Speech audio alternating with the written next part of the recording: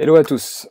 Donc on va finaliser cette série sur la communion, hein, ou la scène dans les milieux protestants et l'Eucharistie dans les milieux catholiques. On va poursuivre avec cette dernière partie. Normalement, je ne vais pas forcément faire un résumé des deux premières, pas pour vous obliger à les suivre, mais parce que ça va me faire perdre des minutes encore et je voudrais rester raisonnable au niveau timing pour cette dernière partie. Voilà, donc je voudrais enchaîner directement avec vous à un autre élément, une autre perspective qui me paraît peut-être pas essentielle, mais tellement importante, tellement profonde, tellement vivifiante, notre manière d'approcher la communion. Alors, on va prendre ensemble un passage, le chapitre 10 d'Hébreux, à partir du verset 19 jusqu'au verset 22.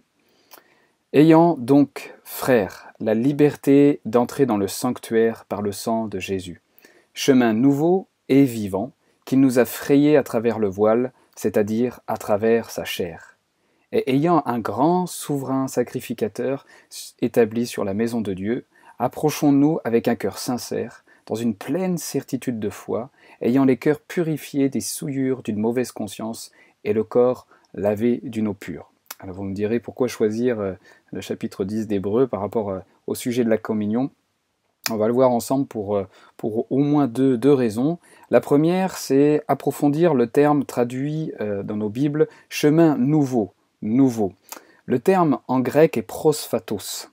Le terme grec est utilisé d'ailleurs qu'une seule fois dans le Nouveau Testament et veut dire littéralement un animal fraîchement sacrifié, qui vient d'être tué, égorgé pour le sacrifice. Donc, d'une manière plus large, lorsque l'auteur de l'Épître aux Hébreux nous parle d'un chemin nouveau et vivant, il est en train de nous parler de Jésus, qui est constamment un sacrifice frais, un sacrifice fraîchement immolé pour nous. J'imagine que vous vous souvenez de l'épisode de la manne et des cailles, en tout cas en particulier de la manne qui tombait des cieux, comme le pain d'ailleurs, qui descendait du ciel à l'époque citée par Moïse, où le peuple israélite était encouragé, même sommé, était commandé à ne prendre que la provision pour la journée, et non pas à en accumuler pour plus tard. Et en effet, la manne, si elle était accumulée, pourrissait, périmait, avec des vers dedans. Et de la même manière, c'était un enseignement et une vision symbolique, une perspective qui met en lumière ce sacrifice de Christ, qui est un sacrifice éternel. Vous vous rappelez dans Apocalypse et puis dans 1 Pierre, je ne sais plus combien, où il est dit que l'agneau est immolé avant la fondation du monde. Je pense que les versets vont apparaître en bas de l'écran. Donc le sacrifice de Jésus-Christ, c'est manifesté dans notre axe, dans notre dimension temporelle, mais pour autant possède cette qualité d'être éternel, en dehors de notre temps, tout comme Dieu est éternel et en dehors même du temps qui est l'alpha et l'oméga. Donc ce sacrifice éternel qui s'est manifesté dans notre temps à travers l'apparition de Jésus-Christ dans la chair et à travers son œuvre à la croix, ces sacrifices éternels manifestés momentanément dans notre temps, dans notre axe temporaire, si je peux dire, possèdent constamment cette qualité de fraîcheur. Le sacrifice de Jésus-Christ, lorsque vous vous approchez de la communion, de ce partage du pain et de la coupe, possède constamment la pleine fraîcheur du sacrifice pour vous.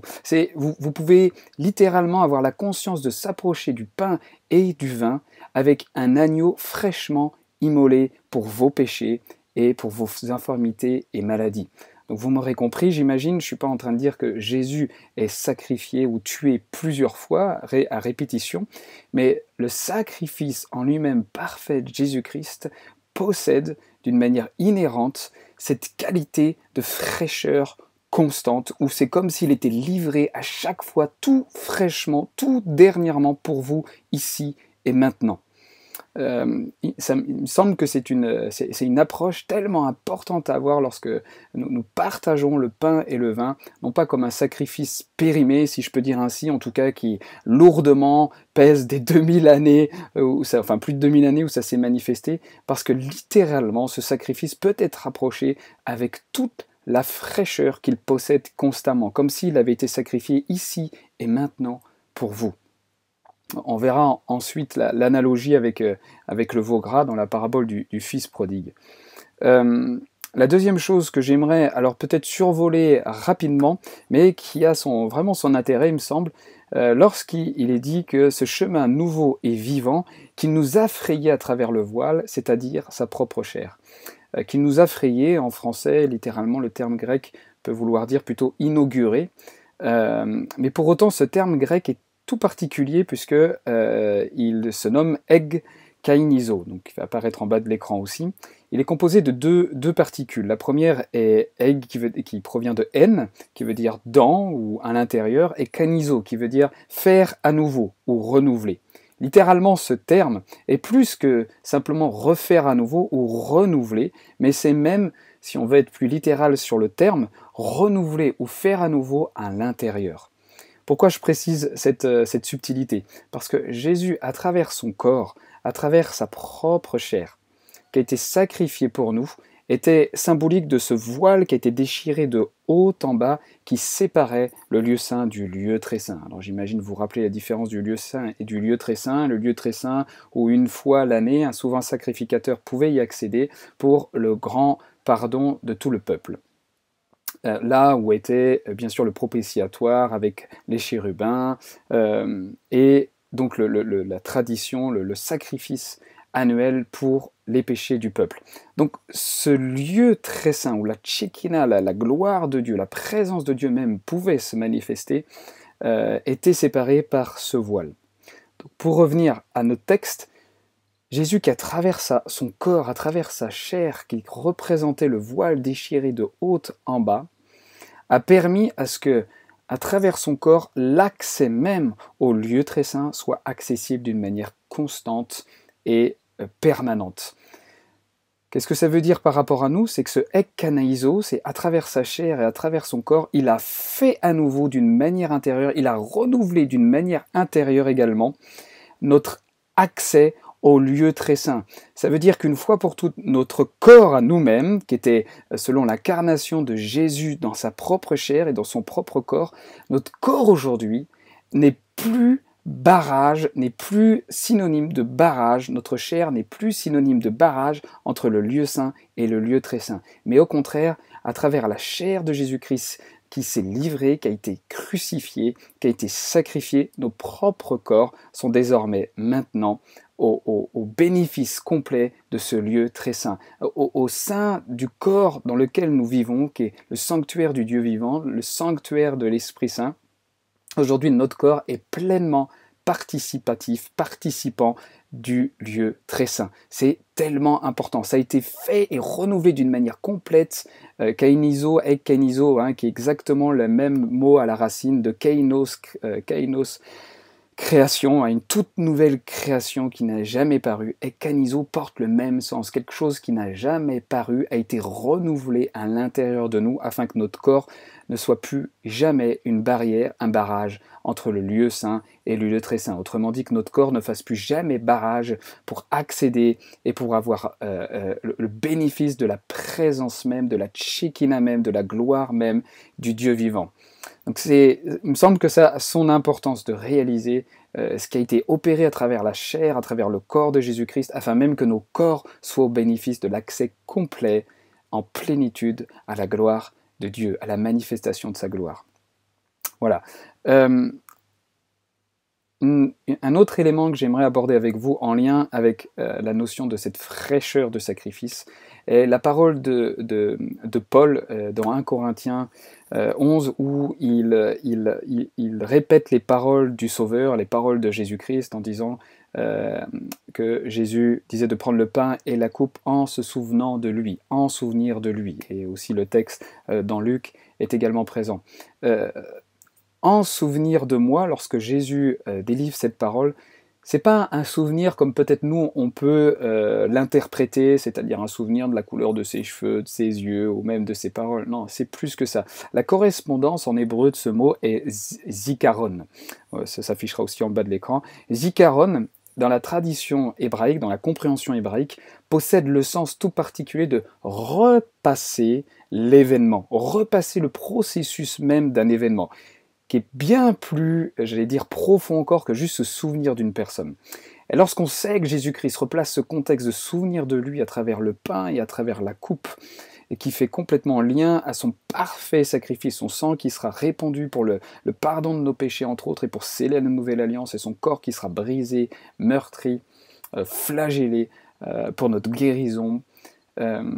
Jésus, clairement, lorsqu'il dit « en souvenir de moi », interpellait ses disciples, lorsqu'on prend le pain et la coupe, à repasser le sacrifice de Christ, à repasser l'événement en nous-mêmes qu'il a dû subir, qu'il a dû vivre pour nous. Et c'est en lien complet avec la fraîcheur du sacrifice. On s'approche du parfait sacrifice de Jésus-Christ avec toute la fraîcheur qu'il possède, et en repassant ce qu'a subi l'agneau immolé pour nous, que ce soit à travers les meurtrissures et à travers son corps crucifié et son sang répandu. Il y a j'allais dire, un tel terreau de révélation, de repasser l'événement, pas du tout d'une manière religieuse, même pas d'une manière solennelle, même pas pour forcément attrister nos cœurs, quoique ça pourrait arriver de sentir le poids de sa souffrance, mais j'allais dire au-delà ou en parallèle de ça, c'est de creuser dans les révélations de son sacrifice pour nous, de repasser cet événement. Je suis convaincu que le corps de Christ sera au bénéfice de flots de révélations,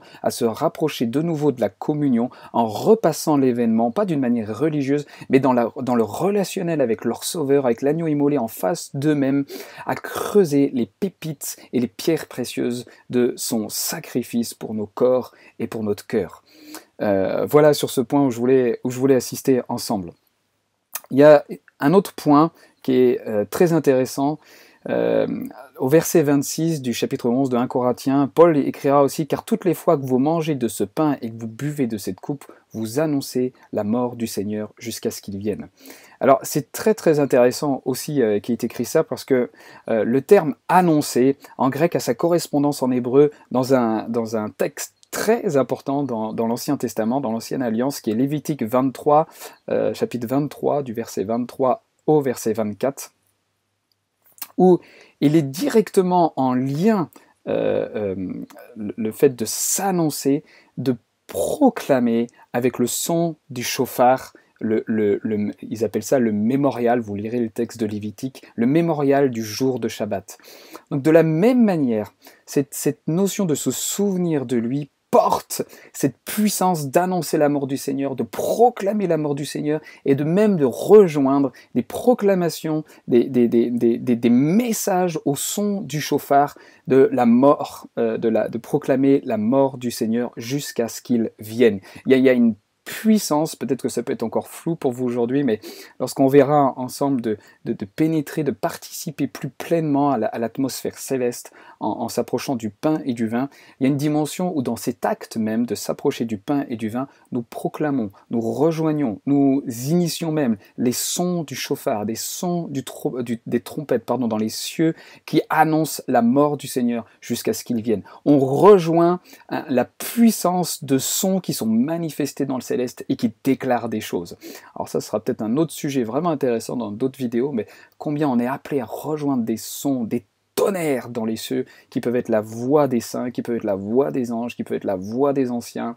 On est appelé à être cette ecclésia, ce peuple sorti de cette réalité terrestre pour rejoindre sa véritable habitation, sa véritable citoyenneté, celle du céleste, pour rejoindre, pour initier des sons qui font littéralement trembler la terre. On verra ça dans ce qui est dit aussi dans les psaumes par rapport à ça, peut-être dans une autre vidéo. Bref, pour revenir à la communion, on va voir ensuite ensemble, même si ça revient un petit peu, mais j'aimerais vraiment qu'on puisse insister là-dessus, cette dimension. Si on revient au verset 22 du chapitre 10 d'Hébreux, nous lisons, le texte va s'afficher, « Approchons-nous avec un cœur sincère, dans une pleine certitude de foi, ayant les cœurs purifiés des souillures d'une mauvaise conscience, et le corps lavé d'une eau pure. » J'insisterai sur cette dernière expression, le corps lavé d'une eau pure. C'est tellement important, comme je disais, de ce qui a été accompli à travers la chair, à travers le corps de Jésus-Christ, afin que nous-mêmes, notre corps, ne soit plus jamais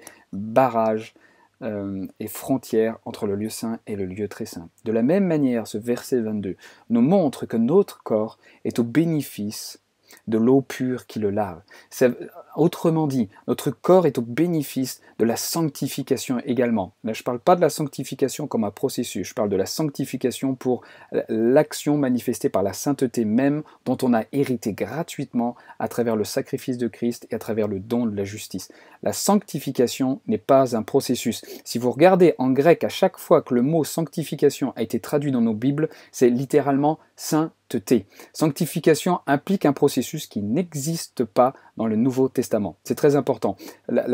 Agios, le terme grec pour la sainteté dont nous avons hérité gratuitement en Christ, parle d'une identité, parle d'un revêtement que nous avons reçu en Christ, le fait que nous avons été littéralement séparés d'eux, la vraie signification d'agios, être séparés d'eux, être mis de côté, être particulier, spécial, qui est la vraie signification de agios, de sainteté. Bon, ça c'était la petite parenthèse. En tout cas, notre corps est aussi au bénéfice de cette sainteté, est aussi au bénéfice de cette mise à l'écart, de cette séparation de l'aspect naturel et du monde. Donc notre corps est au parfait bénéfice, aussi vrai que notre âme et notre esprit, de la Shekinah du Dieu vivant, de la présence de Dieu, du bénéfice de son œuvre.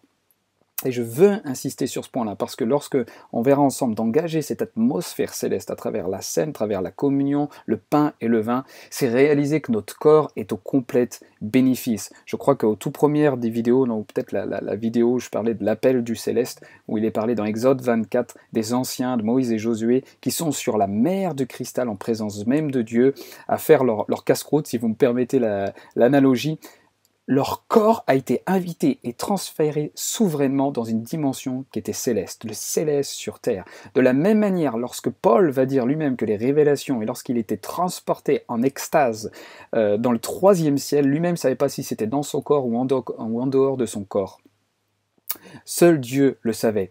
Il faut qu'on réalise que on n'a surtout pas, de notre propre initiative, psychologiquement, j'allais dire consciemment ou inconsciemment, exclure notre corps d'une expérience du céleste et de l'expérience de cette communion du pain et du vin. Au contraire, il est complètement incorporé, participant de cette réalité céleste et de la communion du pain et du vin. Tellement important dans nos rencontres avec Jésus, dans l'atmosphère céleste, tellement important. Donc, vous avez dû le comprendre, où là, plusieurs fois, je parle de cet environnement céleste, parce que c'est quelque chose qui maintenant fait partie de ma vie. Alors attention, quand je dis ça, je replante le décor. Ce n'est pas du tout un vocabulaire d'élitisme spirituel. Loin de là, quand je vous le disais dans la vidéo sur l'appel du céleste, lorsqu'en fin février 2019, Jésus disait, mais tu réclames encore à ce que je t'apparaisse, mais moi, ce que je désire, c'est que toi, tu m'apparaisses.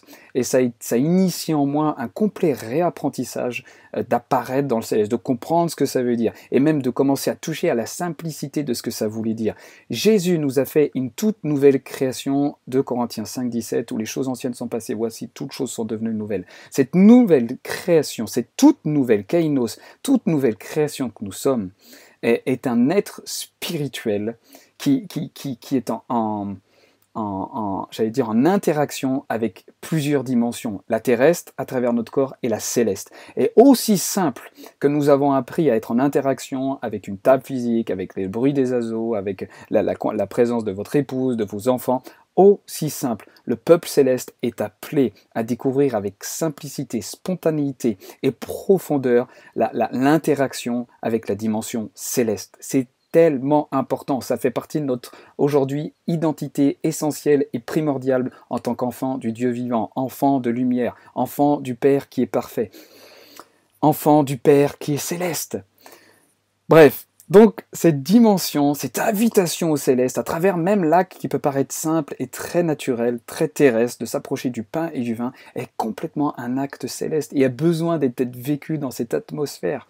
Non pas, je vous le redis, pour insister sur une espèce de compréhension élitiste, ça n'a rien à voir. C'est rejoindre, c'est engagé, c'est appelé à pratiquer une dimension qui doit devenir, entre guillemets, naturelle pour nous, d'intégrer cet environnement céleste qui est notre famille céleste, cette nuée de témoins autour de nous, ces myriades angéliques autour de nous. Bref, donc cette dimension d'intégrer, de rejoindre cette dimension céleste à travers la communion, on va le voir ensemble, est particulièrement relié, j'allais dire, au festin des cieux, au festin du sanctuaire des cieux, qui sont les cieux eux-mêmes, comme le dira Hébreu. Vous vous rappelez certainement la parabole, il me semble que c'est dans Luc 15, la parabole du fils prodigue. Pourquoi je veux insister sur cette parabole? Simplement parce que dans cette parabole, il est indiqué que le Père prépare un vrai festin. Il fait tuer le veau gras littéralement et il veut se réjouir avec le Fils qui revient.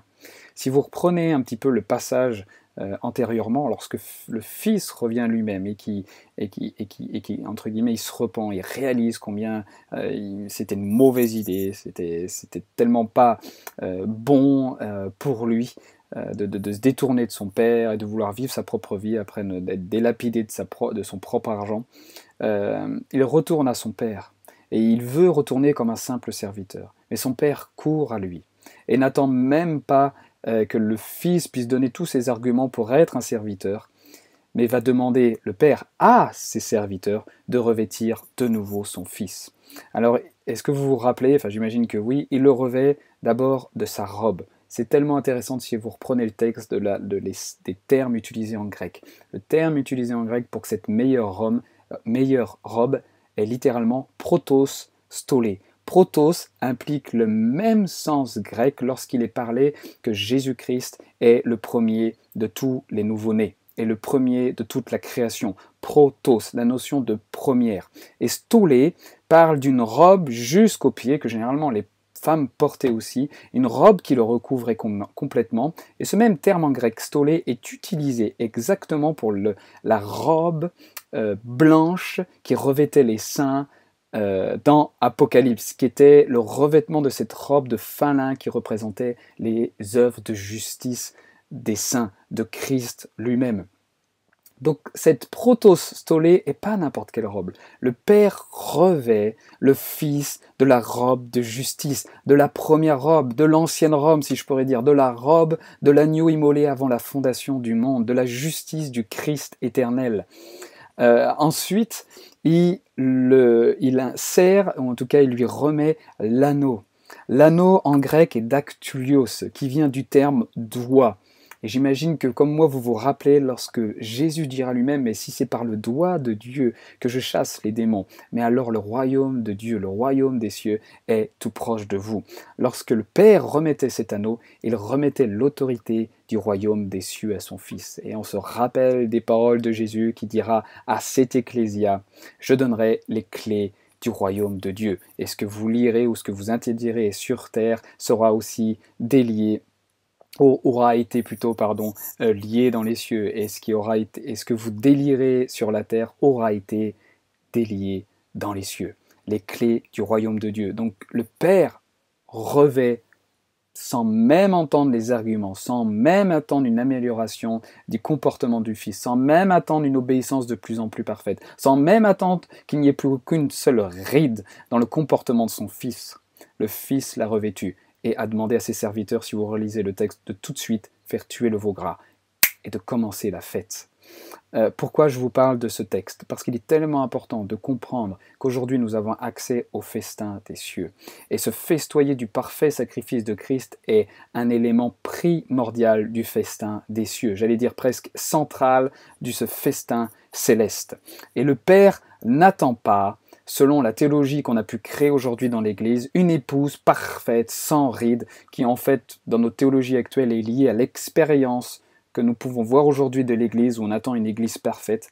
Mais le Père a déjà devant lui une Église qui est parfaite. Le Père a déjà devant lui une Église sans rides. En bas s'affichera tous les versets, en particulier des épîtres de Paul, où il montrera cette révélation, en particulier dans Éphésiens 5, que nous avons été planté comme l'épouse, sans aucune ride, afin d'apparaître devant lui sans ride dans la justice de Christ, parce qu'unis complètement et parfaitement avec le Christ.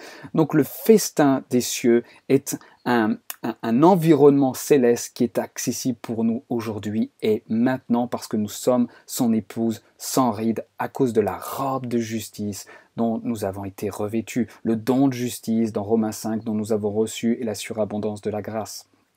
La chose également, c'est que lorsque le Père demande au serviteur de faire revêtir la robe au Fils prodigue, le mot revêtir est enduo en grec, le même terme exactement que Paul utilisera pour revêtir l'homme nouveau.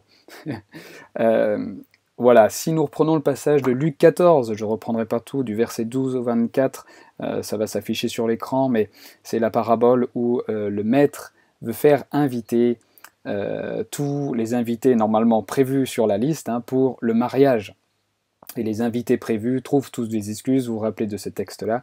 Et là, le maître demande à ses serviteurs, et là je lirai à partir du verset 21, et le serviteur étant de retour, rapporte cela à son maître. Alors le père de famille, en colère, dit à son serviteur, « Va-t'en promptement sur les places et dans les rues de la ville, et amène ici les pauvres, les impotents, les boiteux et les aveugles. » Ensuite le serviteur dit, « Seigneur, on a fait ce que tu as commandé, et il y a encore de la place. » Et le maître dit au serviteur, « Va dans les chemins et le long de la haie, contrains d'entrer ceux qui y sont, afin que ma maison soit remplie. » Le père désire que sa maison soit pleine pour profiter, pour se délecter du festin des cieux qu'est ce faux gras, qu'est la perfection du sacrifice de Christ.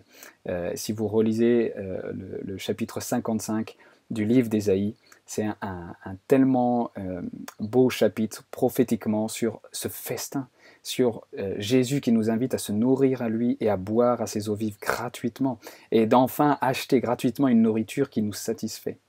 La communion, au-delà et pas au-delà, en parallèle de cette communion d'intériorité de cœur à cœur avec lui, il y a aussi, comme je l'avais indiqué dans les premières vidéos, une autoroute, si je peux dire, une passerelle, une perspective, un moyen tout particulier de profiter de la nourriture que Christ est pour nous, et la boisson et le breuvage qu'il est pour nous.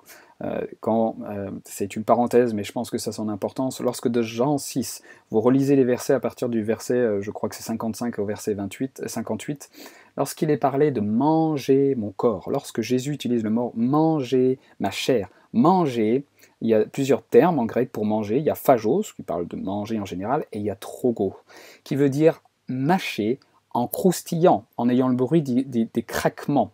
Et cela évidemment nous rappelle, enfin évidemment, en tout cas nous rappelle la tradition juive lorsqu'ils fêtaient la Pâque, lorsqu'ils mangeaient leur pain azim, le bruit que les mâchoires faisaient ou les dents faisaient lorsqu'ils mangeaient ce pain azim, c'était... Donc Jésus littéralement fait une référence à la même tradition de Pâques chez les Juifs avec ce pain azim qui craquelait sous leurs dents. De la même manière, il se réfère à lui-même en disant « mangez ». Trogo, ma chair. Donc Jésus, clairement, et peut-être en parallèle de d'autres manières de vivre, cette nourriture auprès de lui, faisait référence directe au partage du pain et à la coupe de vin lorsqu'il disait de manger son corps. Voilà pour ce festin céleste dont on a besoin tellement d'initier et d'engager. Dans les dernières vidéos, je vous en ai parlé, je vais enfin en parler maintenant sans laisser le suspense, parce que peut-être qu'il y en a qui se disent, est-ce qu'il va nous le dire? J'avais parlé de mon fils, Laël, à 9 ans et demi, qui a commencé à partager la communion avec nous de son propre désir. Et les premières scènes, lorsqu'on a partagé les premières communions ensemble, je l'ai juste transmis au début la notion de pouvoir fermer ses yeux, de pouvoir engager le céleste et de laisser le Saint-Esprit lui montrer ce qu'il veut lui montrer. C'est les simples paroles que je lui donnais avant de prendre la communion, et bien sûr ce que représentait le pain et la coupe, même si il le savait déjà. Les premières scènes qu'il a vécues et qu'il m'a racontées, parce que j'avais hâte qu'il me dise ce qu'il avait vécu, parce que je le voyais troublé quand il avait vécu ça. La première chose, c'est qu'il s'est vu directement dans la salle des trônes. Je lui en avais jamais parlé. Il m'a détaillé les trônes qu'il voyait. C'était des détails que moi-même j'avais vus et que d'autres personnes avaient vus en allant dans cette salle des trônes. La deuxième scène, lorsqu'il a repris la communion, parce que comme il me disait, mais papa, à chaque fois que je prends la communion, c'est comme si les scènes étaient en train de s'enchaîner. La deuxième scène, Jésus le conduisait à une salle de repas avec une énorme grande table. Donc je lui en avais jamais parlé, ni clair, avec une grande nappe blanche sur la table, avec Jésus au bout de la table, mais qui lui paraissait si proche, et d'autres personnes avec lui dans la table. Et il me disait, et ce qui m'a le plus surpris, c'est qu'à un moment, sur la table est apparu un gros poulet. Et il me parlait de l'odeur de ce poulet, comment il sentait que c'était tellement bon de pouvoir le manger. Bon, bref, avec d'autres scènes qu'il a vécues, mais ce que je veux dire, c'est que quand on est enfant, la grâce que la religiosité nous étouffe pas, nous exclut, nous éloigne de la simplicité de Christ, fait que les symboles, comme on en a déjà parlé ensemble, les images qu'on peut voir, nous n'avons pas la responsabilité de séparer ces images ou ces symboles de la réalité spirituelle ou céleste qu'elles engagent, parce que Dieu ne le fait pas. Ce n'est certainement pas à nous de les séparer et de dénigrer ce que nous voyons en symboles ou en estimant que ce ne sont que des symboles, parfois même séparés ou moins importantes que la réalité céleste. Je peux vous assurer le nombre d'expériences que vous allez pouvoir vivre dans la simplicité de la nouvelle création que vous êtes lorsque vous cesserez de séparer ou de dénigrer les symboles ou les images que vous voyez de la vraie réalité spirituelle et céleste. Parce que ce sera des expériences où vous allez sentir dans votre corps, dans votre cœur, pardon, dans votre homme intérieur que ça va être gravé. Parce que vous n'allez pas toucher simplement des symboles, vous allez toucher à ce qui est esprit et vie. Tellement important de saisir ça ensemble. Vous pourrez relire aussi le psaume 36, chapitre 36, verset 8. « Ils seront abondamment rassasiés de la graisse de sa maison, et tu les abeuveras du fleuve de tes délices. » Alors, je vous l'avais dit, on va enchaîner rapidement ce sujet parce que je vais l'amener en étant plus dans le questionnement sur la notion d'incorruptibilité ou d'immortalité en prenant le chapitre 6 du verset du livre de Jean, du verset 55 au verset 58. Donc je crois que c'est la Passion Translation que je lis là. « Mon corps est une véritable nourriture pour ton esprit et mon sang est un vrai breuvage. Celui qui mange mon corps et boit mon sang vit en moi et je vis en lui. Le Père de la vie m'a envoyé et il est ma vie. De la même manière, celui qui se nourrit de moi, je deviendrai sa vie. Le Père de la vie qui m'a envoyé, et il est ma vie. De la même façon, celui qui se nourrit de moi, je deviendrai sa vie.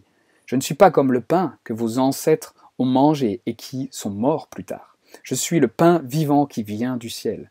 Mangez ce pain et vous vivrez pour toujours. » On verra rapidement un autre passage, 1 Corinthiens 10, 5. « Mais Dieu ne mit point son affection en la majorité ou la plupart d'entre eux, car ils tombèrent morts dans le désert. » Selon un commentaire de Jewish Commentary New Testament, il parle dans ce verset que c'est un euphémisme de la part de Paul, puisque de tous les Israélites de plus de 20 ans, seuls Josué et Caleb ont été autorisés à entrer en terre promise. Et ça, vous le lisez en Nombre 26, 65. Dieu qui ne mit point son affection en la plupart, car ils tombèrent morts dans le désert. Le lien cause à effet. Dieu ne mit point son affection en eux, car, la raison, ils tombèrent morts dans le désert. Si on revient à Jean 6, 55-58, je ne suis pas comme le pain de vos ancêtres qu'ils ont mangé et où ils sont morts plus tard. Je suis le pain vivant qui vient du ciel. Très souvent, théologiquement, par peur, j'imagine, on a interprété d'une manière naturelle ou physique ou matérielle, si je peux dire, des versets où on estimait que Jésus ne parlait que d'une manière, plutôt spirituelle de certaines paroles de Jésus, alors qu'elles pouvaient aussi englober l'aspect bien tangible, matériel et naturel. Quand on relit le verset 58, Jésus est en train de faire une comparaison entre la manne tombée du ciel, que les ancêtres ont mangée, mais où ils sont morts, et où lui est le vrai pain de vie, où lui est le vrai pain descendu des cieux. Celui qui me mange vivra pour toujours. Est-ce que c'est un simple hasard, une simple correspondance sans sens, sans raison particulière, que Jésus fait la comparaison entre ses ancêtres qui sont quand même morts en ayant mangé la manne et le fait que lui est le vrai pain de vie et qui nous encourage à le manger pour vivre toujours?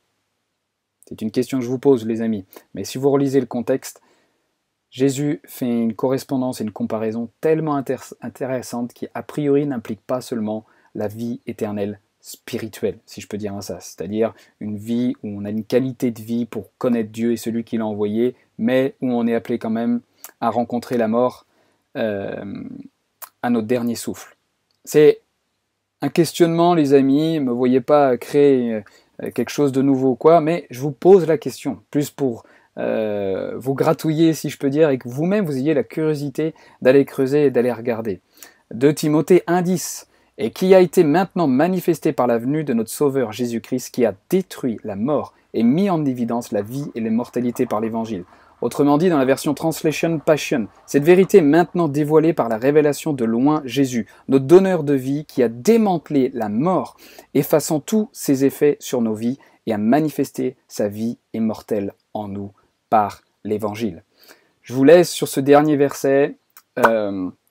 Mais ce pain de vie et ce vin qu'il est peut nous interpeller tellement, même en lien avec ce qu'on appelle la mort. Est-ce que vous vous rappelez dans Romains 8 où Paul nous dira que l'esprit de vie en Jésus-Christ m'a affranchi, m'a rendu libre de la loi, du péché et de la mort. Voilà les amis, je vous laisse conclure vous-même en faisant vos propres recherches, mais c'est tellement intéressant de voir les implications éventuelles de ce que son sacrifice pour nous implique et veut dire. Voilà, vous verrez ensuite, il y a une autre vidéo, si vous regardez la suite de celle-ci, où je vous invite à prendre la communion ensemble avec moi, parce que je me disais que on en parle, mais c'est bien aussi de pouvoir le vivre concrètement ensemble. Donc je vous encourage, en tout cas si vous le souhaitez, à transférer sur la prochaine vidéo où on prendra ensemble la communion. Voilà, je vous fais des bises, continuez de vous porter bien en lui, continuez de vous nourrir à la nourriture de son corps, de son parfait sacrifice et de ses eaux vives et de son sang répandu pour nous et du Saint-Esprit qui nous a remplis en plénitude. Bisous les amis.